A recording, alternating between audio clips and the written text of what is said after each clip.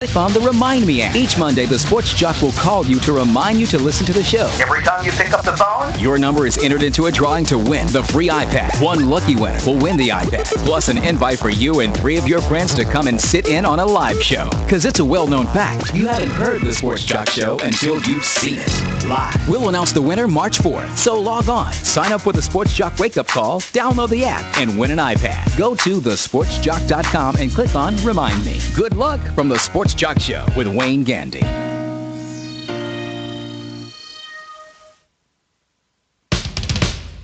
And now, back to the Sports Jock, Wayne Gandy. Enough is enough! I have had it! Why so serious? And we hold the world ransom for... Wayne Gandy. Excuse me while I whip this out. Show me. Live from the Armada FM studios in Atlanta, Georgia, this is the Sports Jock Show with Wayne Gandy.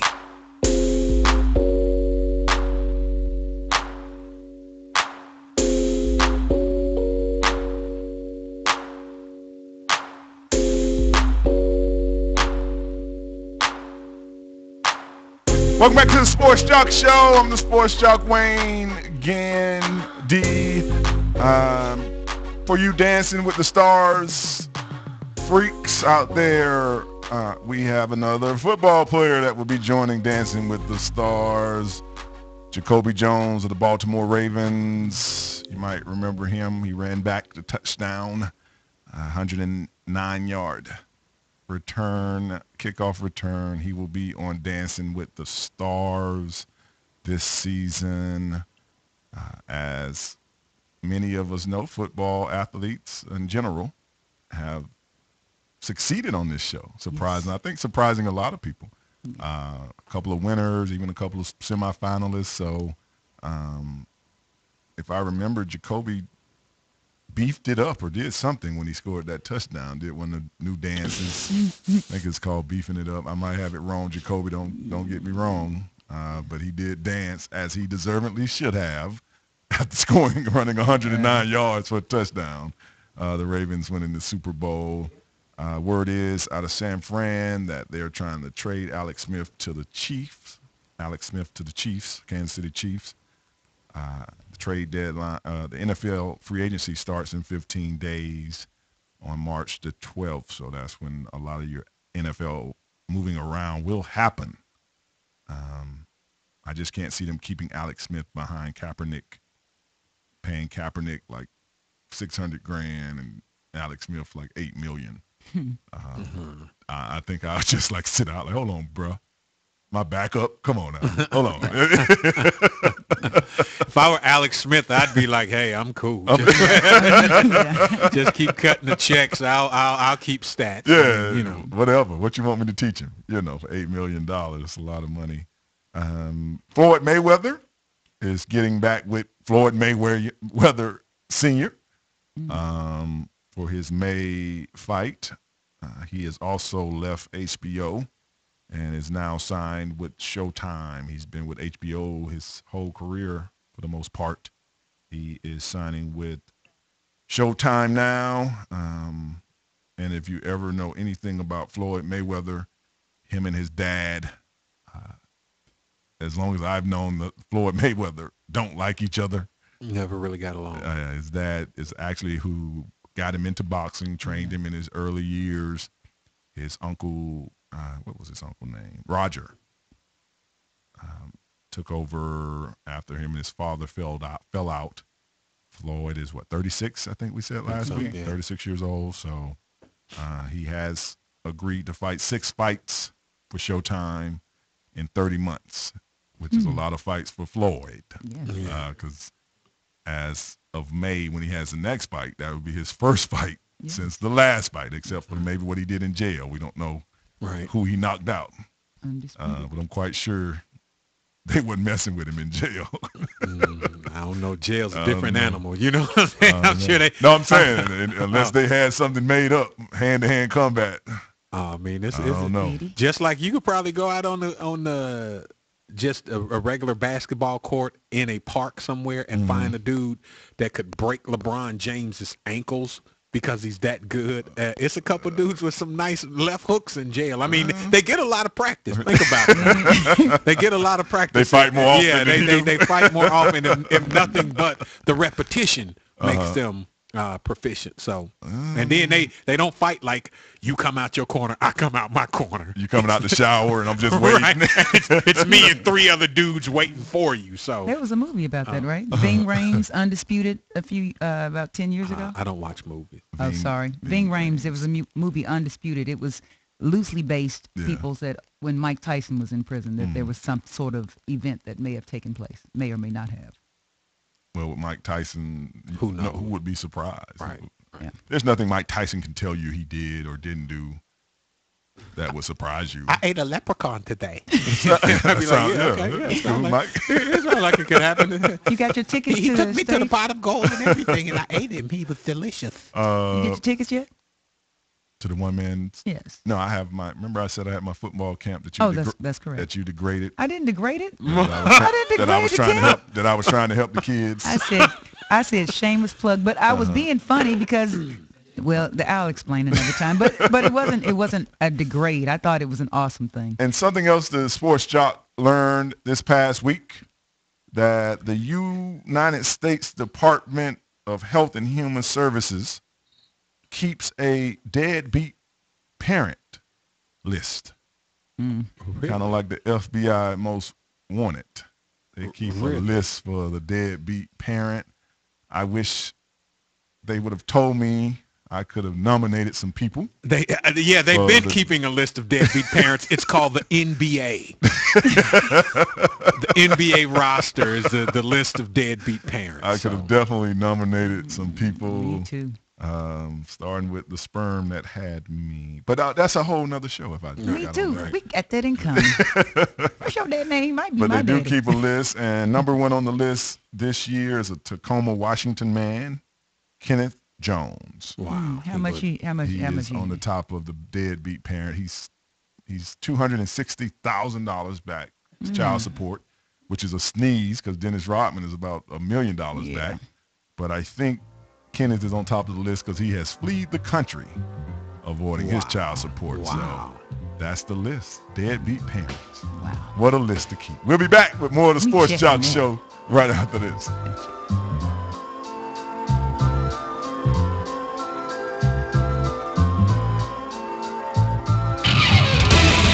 More of the Sports Jock Show with Wayne Gandy coming up next.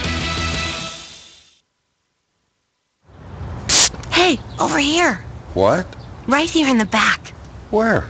Over by the fence. You? The bike? Yeah, the bike. Right in the grass where the kids left me a while ago.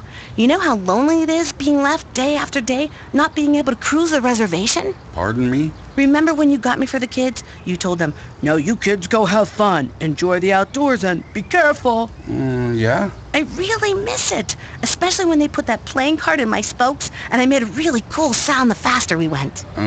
Well, could you get my tires a little air, dust off my seat, and remind the kids how fun I still am? Okay.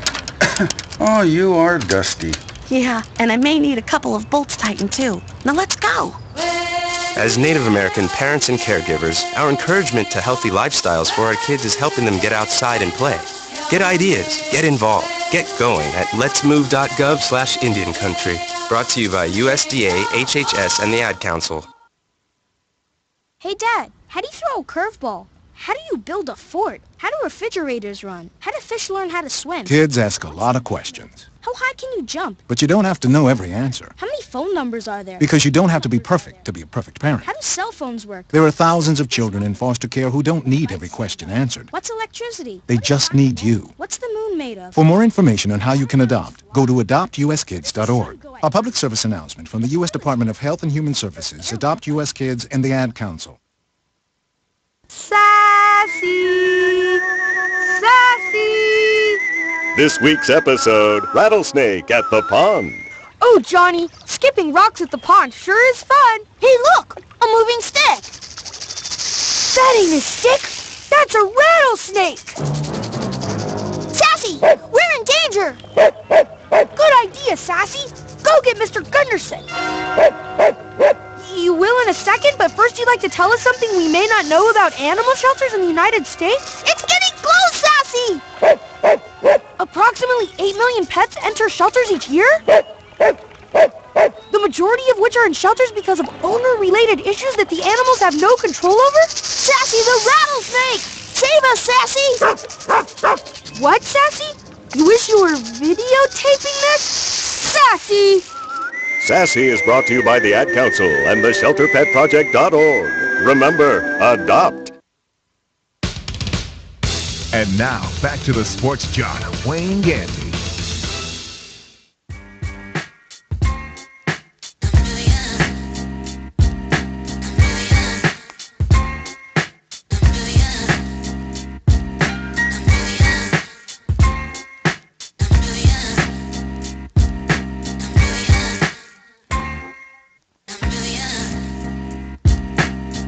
Welcome back to the Sports Jock Show. I'm the Sports Jock, Wayne Gandy.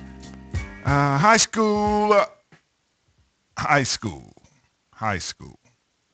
Out in North Dakota, Grand Forks, North Dakota, Red River High School.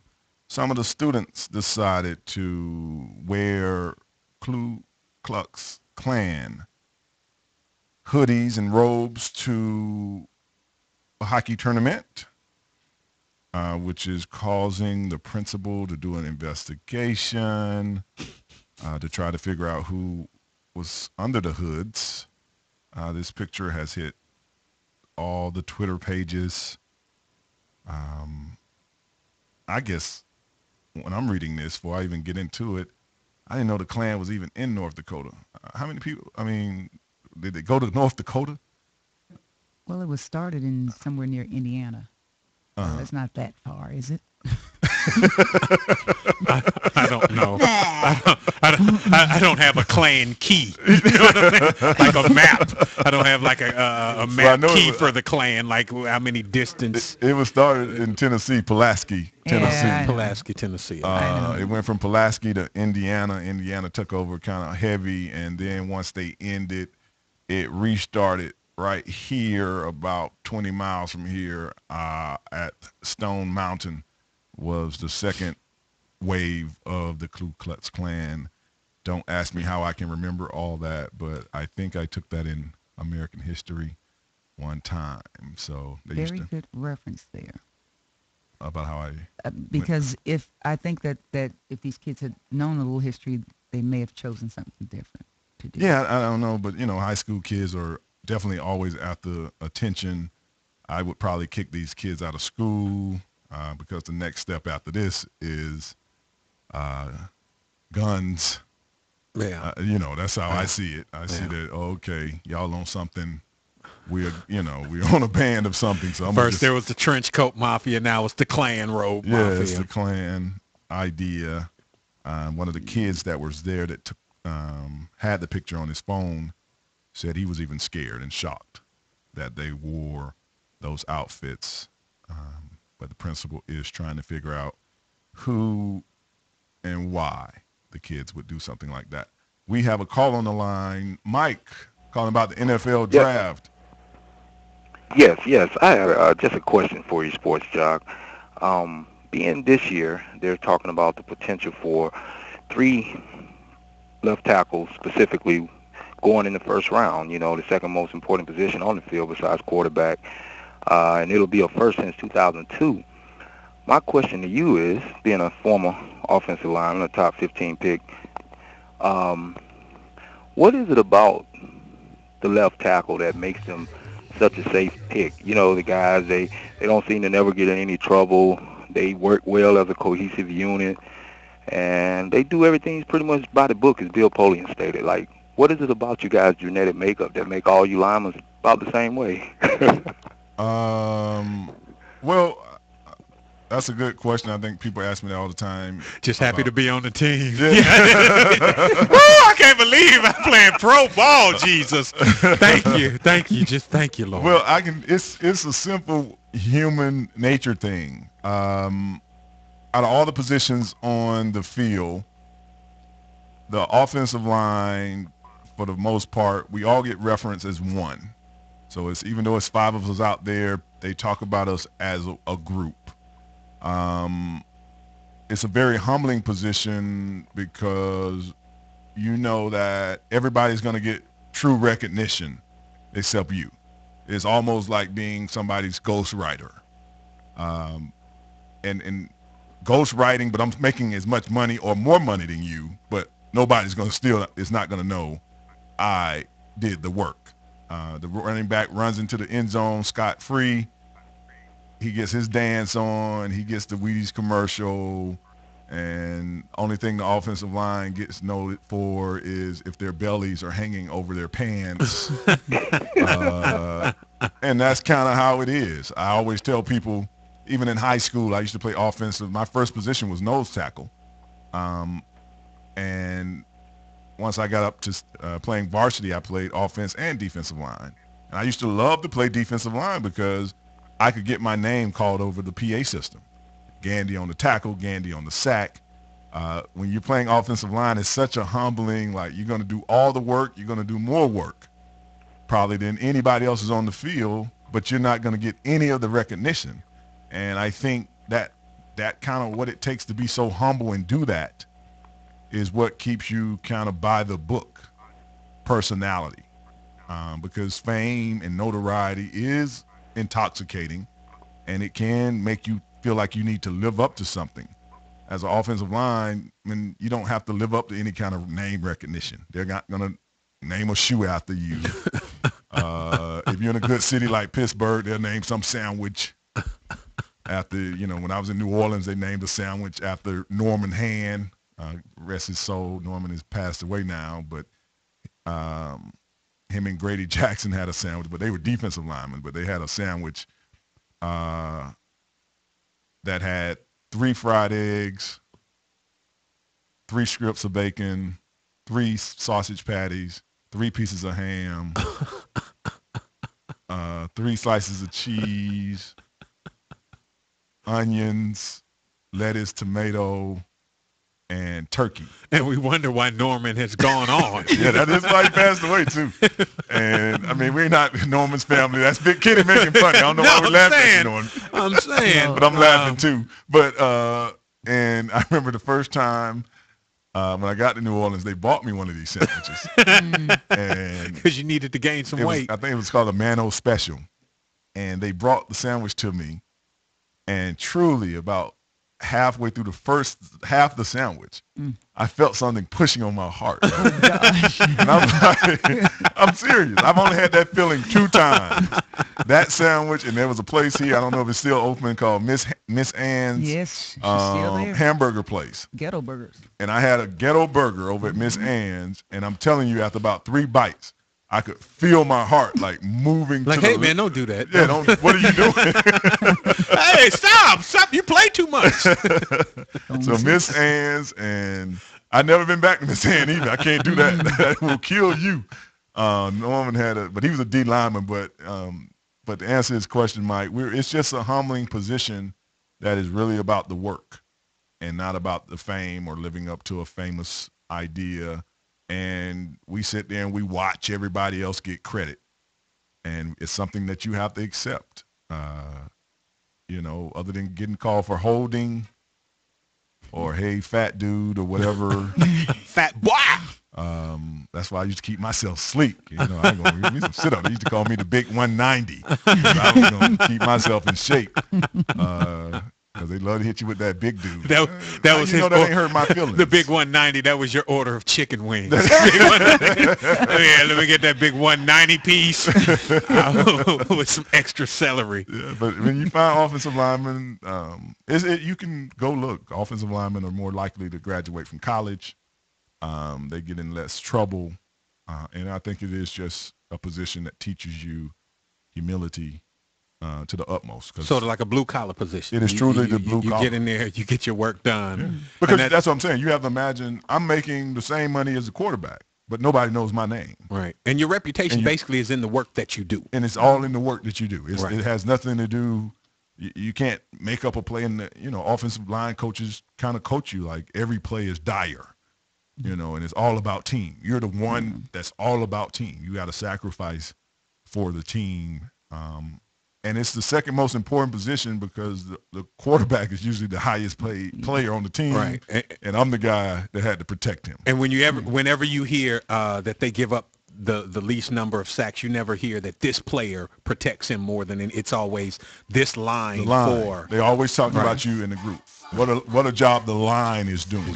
And usually you can determine who's in the playoffs or who's not based on the offensive line. San Francisco had a great offensive line. Baltimore had a good offensive line that played great in the playoffs. So it's okay to let your son be an offensive lineman. Just teach him how to do some sit-ups as well. We'll be back. More of the Sports Jock Show right after this. And finally, we return where the funky bleed. The Sports Jock Show is giving you a chance to win and win big. We're giving away an Apple iPad. Plus an invite for you and 3 of your friends to come down to the studio and enjoy a live show. And all you've got to do is wake up with a Sports Jock. Good morning.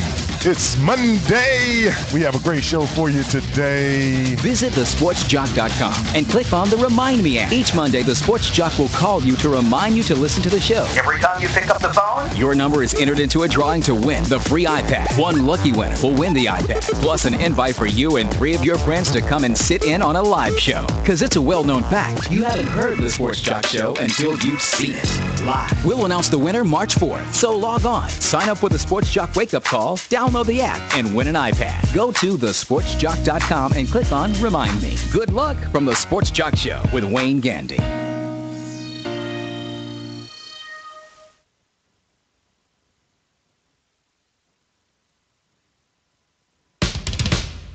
And now, back to the Sports Jock, Wayne Gandy.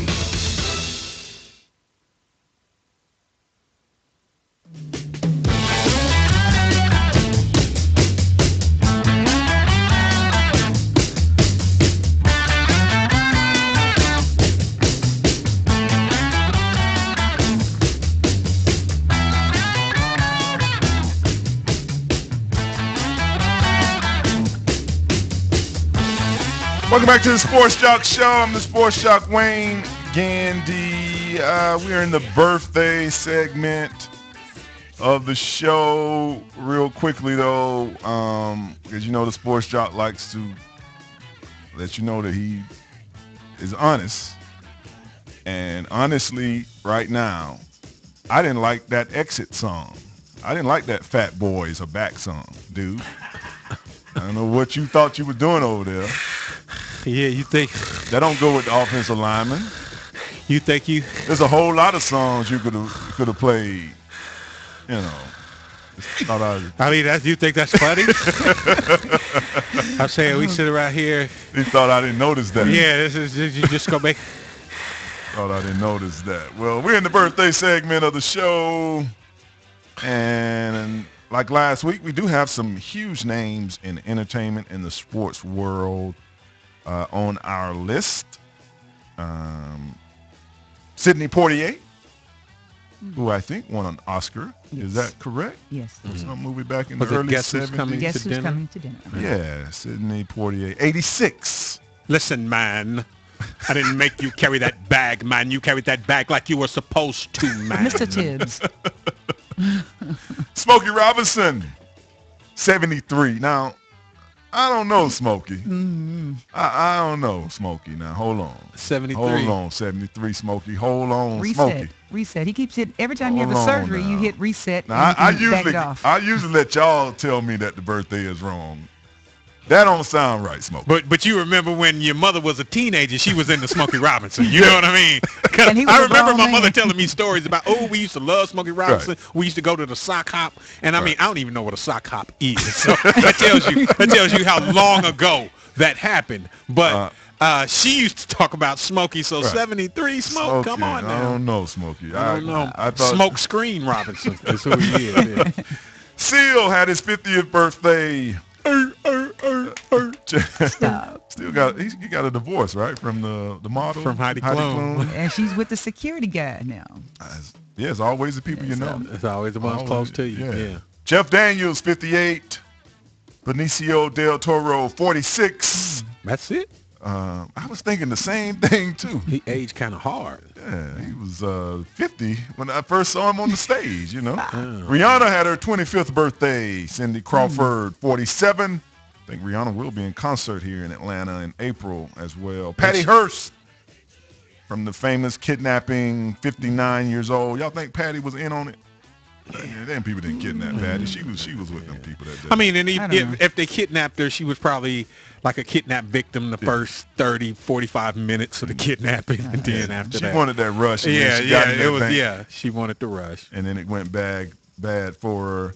Sarah Blakely, 41 years old. This would be someone the women know. She's the founder of Spanx, 41 years old. You wear Spanx there, tall lady? For what? Nah, yeah, I'm about to say, tall lady don't need to spank. Nah. She needs something to expand on her body, make her look like she eat. Drew Barrymore, 37. Dakota Fanning, who we have watched grow up, 18. Wow. Chelsea Handler, 37. Sally Jessica Raphael. What is Sally Jesse? Raphael. Sally Jessica. 77. Okay. Ooh, yeah, I believe that. I believe that, too. Justine Bateman, remember when the bad producer got that wrong? Called her brother, was on that show. Now you can say what you said earlier. Who was the guy? What show was that? Oh, now he don't want to participate. 47 years old. Singer Nancy Wilson, 76. Ivana Trump, 64. Ashley Green, 25.